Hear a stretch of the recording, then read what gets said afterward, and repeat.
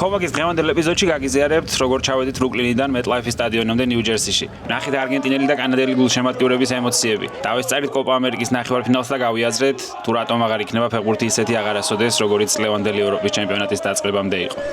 Komagi დაბრუნდა ნიუ-ჯერსიში და დაესწრება არგენტინა-კანადის წინააღმდეგ კოპა ამერიკის ნახევარფინალურ თამაშს. კოპა ამერიკის ნახევარფინალი გაიმართება MetLife სტადიონზე, რომელსაც თქვენთან ერთად ვნახავთ.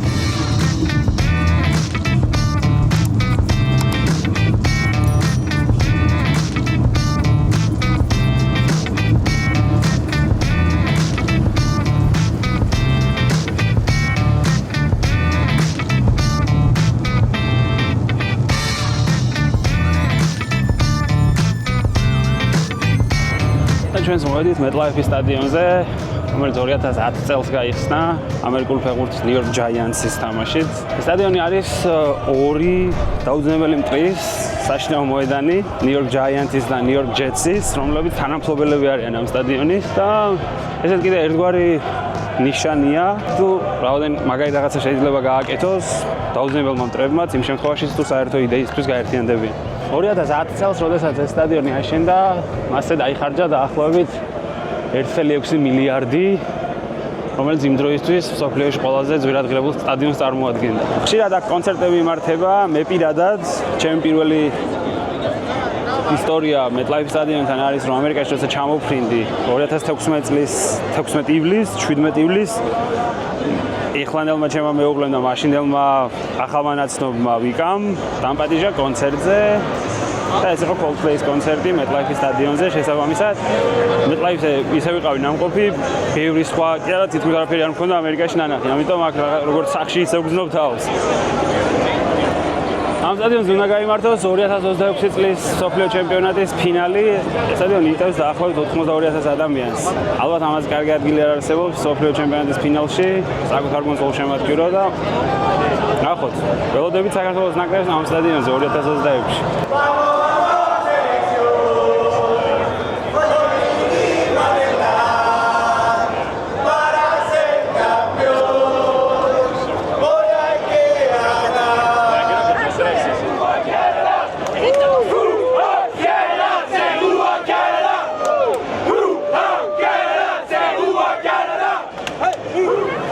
ამერიკის ეს ტურნირი ყველაზე ძველი კონტინენტაშორისი ტურნირია, რომელიც იმართება ის დაიწყო 1916 წელს და მასში მონაწილეობდნენ სამხრეთ ამერიკული გუნდები.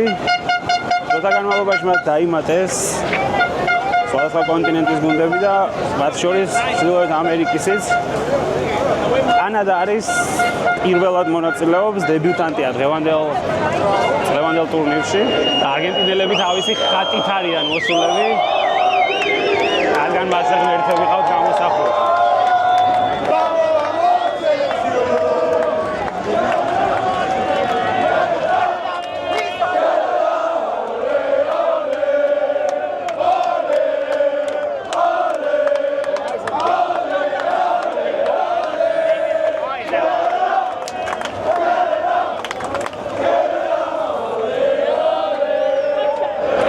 ბევრად ორგანიზებულად შემოვიდნენ, ვიდრე არგენტინელები, საოცარი ატმოსფეროა.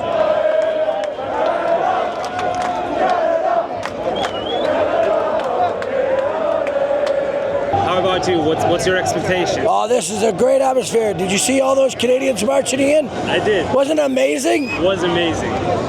He's not sports great because of that? Yes. You know what? I'm going to tell you one thing. It's amazing to see how the people around here are amazed of how amazing Canada is. It is, definitely. And I'm loving every second of it. You know? And what is your expectation from the game? I think Canada can keep it tight and we have a chance to win. I think we can take it 1-0 and we may take it to penalty kicks and we show that we can win this. What do you feel about the game today? I feel pretty good about it, yeah. What's your expectations? What's going to be the final score? It depends on how Messi is today, but I would say like 1-0 throughout most of the game and we'll end up winning 3-0 by the end of the match. That's great. Okay, what's your team? Like club team? Who is your favorite? It's called Independiente. Independiente. From Argentina, yeah. From Argentina. And I have a tricky question. Who is the greatest of all time? Messi. Messi. Yeah, no doubt. No doubt about it. Yeah. Do you agree? Of course. Of course. Hello. Hello. Thank you for letting me to interview you. What is your expectations from the game? How do you feel? Oh, we feel very optimistic. I think Canada has a chance. Definitely. And what do you think? What's going to be the final score? Oh, I don't know. This gentleman here says 2-1. I think he means for Canada. So I'll say, I'll say 2-1 for Canada. Who will score for Canada? Well, Schaffenberg and Davies, I guess. I hope everything will turn out as a wish. Thank you very much. Thanks. What is your expectations from today's game? Argentina. Today is the Independence Day of the Argentina. Right? Okay. And my question is, what's your favorite team? Boca Juniors? And who is the greatest player of all time? Well, Maradona, Messi, Riquelme. Nice to have a luxury of choosing between those three, right? But hard to tell. Okay, and tell me your expectation about this result. What will be the final score? Today, 3-1. 3-1? Will Messi score? I don't know. I don't think so. Yeah? No, I don't think so. He can do a lot of damage without scoring. და ეხლა ჩაირთო სიმღერა, რომელიც მარადონას სულ არ გიყვარდეს კუსტურიცას ფილმში, რომ თვითონ ასრულებს ამ სიმღერას, მაშინ შეიძლება შეგვარებოდა. სანამ არ გადავსარდიდი ამ სიმღერებს, ერთი სიმღერაც კი არ მესმის, მაგრამ ჩემი აზრით განწყობა ზუსტად ასახავს მარადონას გამძლეობ გზას. და თითოეულ ჩვენგანში არის მარადონა, იმიტომ რომ ჩვენში არის გმირიც და ასევე დაცემული ანგელოზი.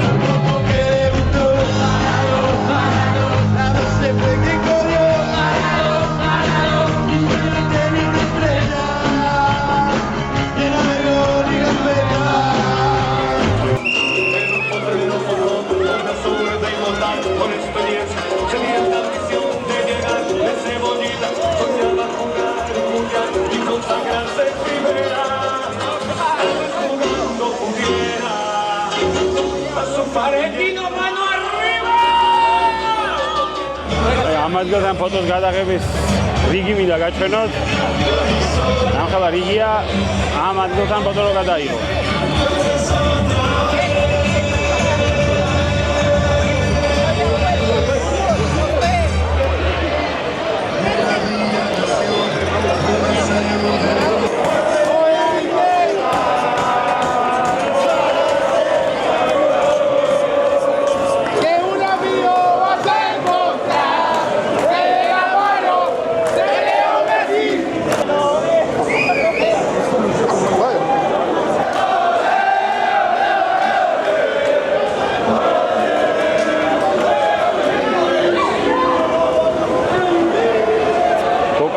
Silver Plate-ის თამაშის წასვლა ჩემი ბავშვობის ოცნებაა, მაგრამ ეს რაღაცნაირად ხდები რომ ის 10%-ად ვერ ვგზნობ, მაგრამ გენიალური განცდებია. როგორ შეიძლება ასე უყვარდეს ადამიანის უანგაროს ფეხბურთი? წარმოუდგენელია. მაგალითად ჩამოსასხმელი ლუდის ზონა, ეგრეთ ქვია crap zone.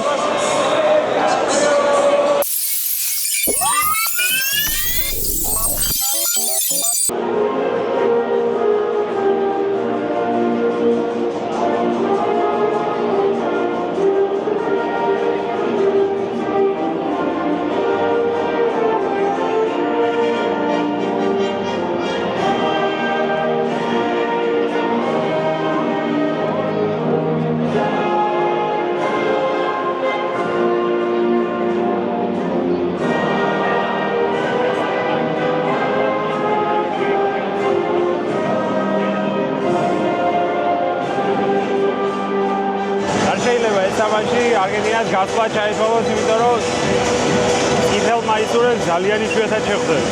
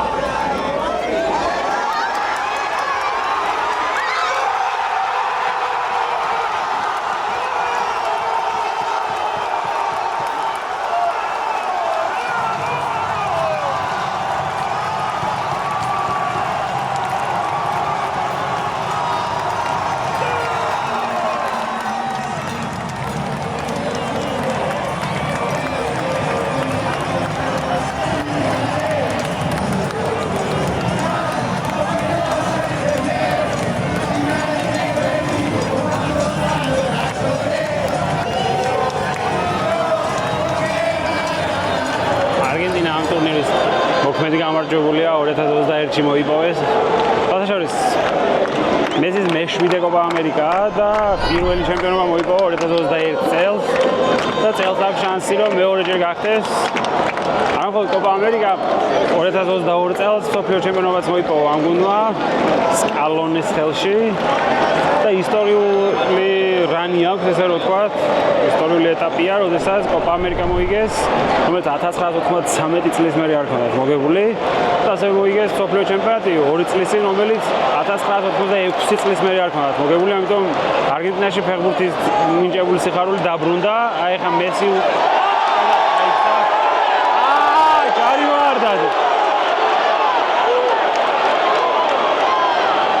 ჯარი მარდა და მე მგონი დაიჯება ეხა.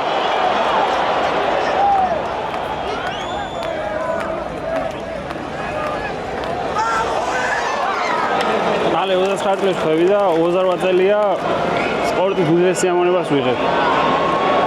და ევროპის ჩემპიონატი რომ დაუბრუნდი და ეხა ეს პირველი ესეთი სპორტული ღონისძიებაა, რომელსაც ვესწრები.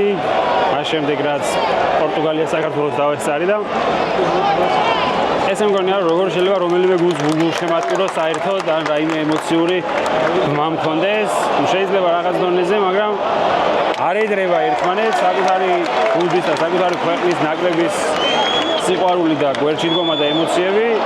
მსოფლიო ჩემპიონი რო გახდეს, სხვა გუნდი ვერ განიცდი იმას, რასაც განიცდი ევროპის ჩემპიონატზე ჯგუფიდან გასვლით.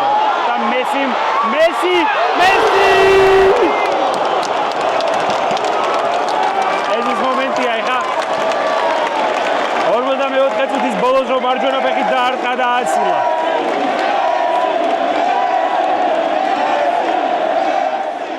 გამაგას ბალეში ყოფენ და ახლოსაც ვერ მივას ქართველები რაც ვაკეთებთ. მაგას ვლაპარაკობდით, ეხლა რა ევროპული გარკვეული შემადგენლობა განსხვავდება. ესე ძალიან მაგრებია. მე არა მაქვს პროსა აღარ ემოცია, ან გოლზეც არ გამხარებიანი. ეხლა დამთავრდა პირველი ტაიმი რა და აბსოლუტური უმრავლესობა ტრიბუნაზე პირველად დაჯდა სასწვენის შემდეგ. ანუ ის არა ბოლო 10 წამია ჩამოვждები, ან მთელი ტაიმი იდგა ფეხზე და სასწვენი იყო მათთვის. მოთამაშეები არ გაჩერდნენ, გულშემატკივრები გაჩერდნენ.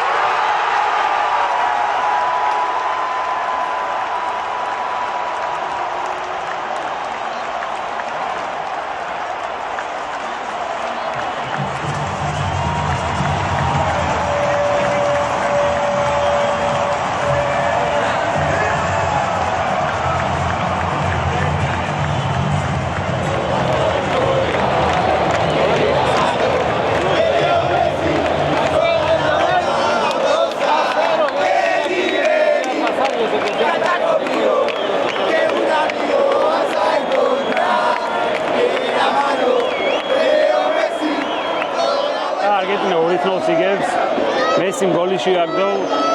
არგენტინას ყველაფერი ძალიან კარგად მიდის და მეც კმაყოფილი და ბედნიერი უნდა ვიყო, იმიტომ რომ მესის გამო არგენტინას გულ შემატკივრობ ამ თამაშში, მაგრამ ეხა ვინმე რომ შემომძახებდეს შენთან ვარ ზღაპრის ბოლო კეთილია, ჩემზე ბედნიერი მარტო ეს გიჟი არგენტინელები იქნებოდნენ ამ ტრიბუნაზე.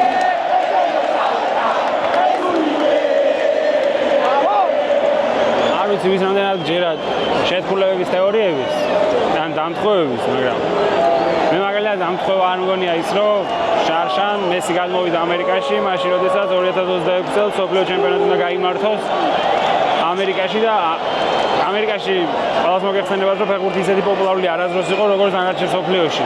ამის ერთ-ერთი მიზეზი ალბათ ის არის, რომ ვერ თამაშობდნენ იმ დონეზე, რა დონეზე დანარჩენი მსოფლიო.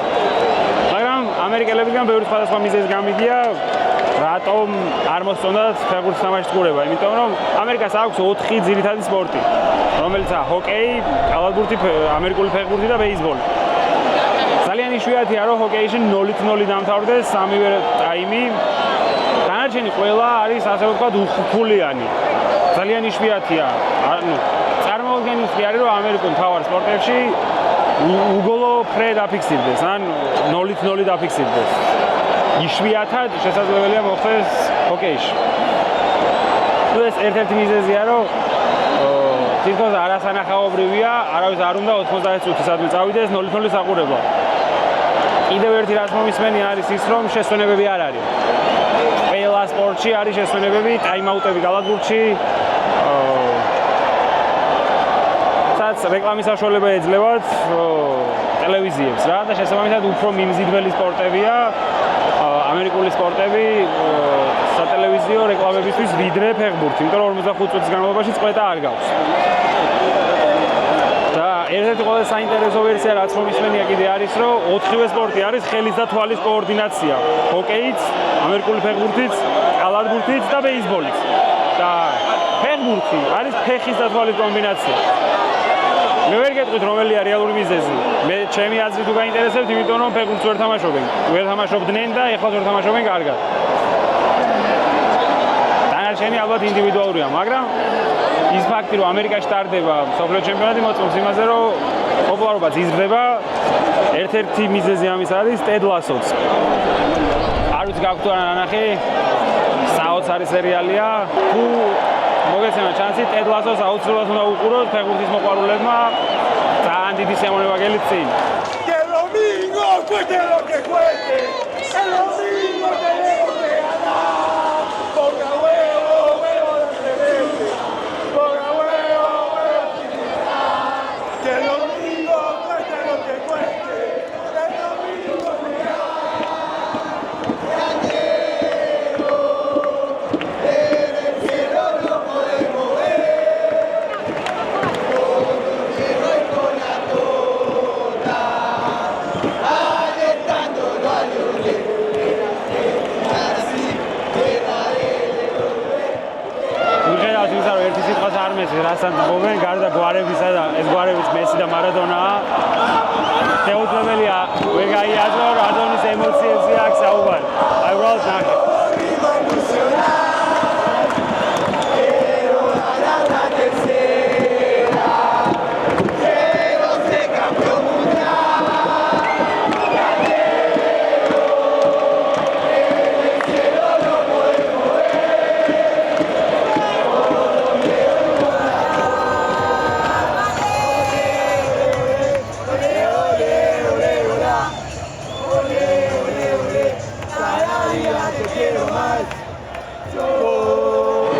მიხედავთ იმისა, რომ ძალიან ემოციურები და ბედნიერები არიან, მათ ბედნიერებას ეთყობა, რომ ეს არ აკმაყოფილებს და ეს არც პირველია მათთვის და არც უკანასკნელი.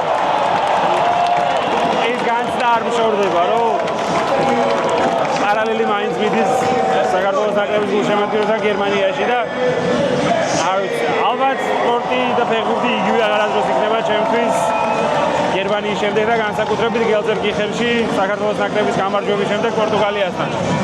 თან მადლობელი ვარ ბიჭების და თან გული მწყდება, რომ ფეხბურთი ისეთი აღარადროს იქნება.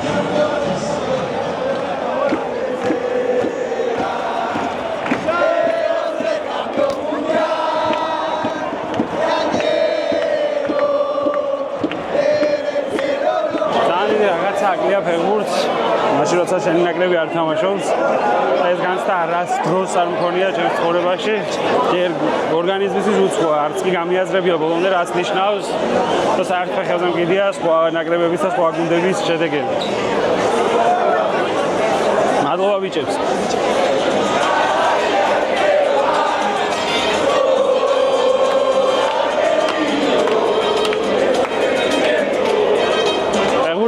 ჩერდება, მაგრამ არადოს არ მთავრდება.